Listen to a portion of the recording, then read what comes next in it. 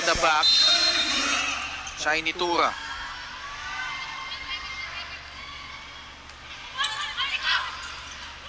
Angge Poyos. Oh, just marvelous from Angge. Poyos breaking through the blockers. 21-16, UST 4 points away.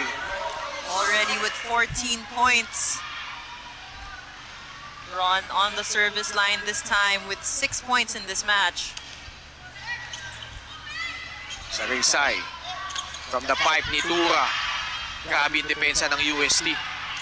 They're just all over. Francis Morley hitting Cassie Carvalho, immediately going to Cassie. And that's sportsmanship right there. Morty apologizing to Cassie. Got hit right in the face. Yeah. Great hit from Morty. Pero naalala ko sinasabi ni Coach Kung Fu dati, Right. matamaan ka na sa mukha, huwag lang lumapag ang bola. Balingit.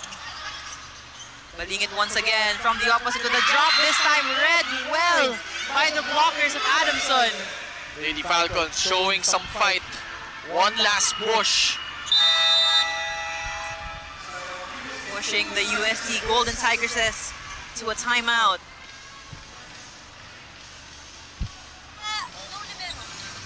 Okay, sige, up pa tayo, up. Asa muna ulit, bakit tayo na maayos? Palit ng ano, palit ng play, kasi, ay, play 3 ka. Play 3 na sulo lang. Okay? Patakbo, pag may pasa, patakboin mo lang.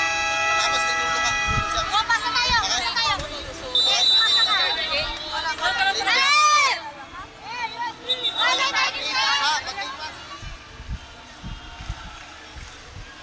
That huddle was powered by Kick. Download the app now.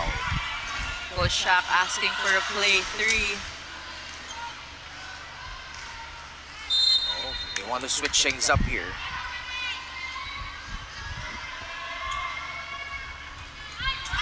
Oh, but a service error coming from Adamson. Masakit yun. Costly, very costly error. Balingit now on the service line. 22-18. 2 spikers up for UST. How will Adamson capitalize on this, knowing Cassie is in the front row? Morty from the middle. Althea with that solid block.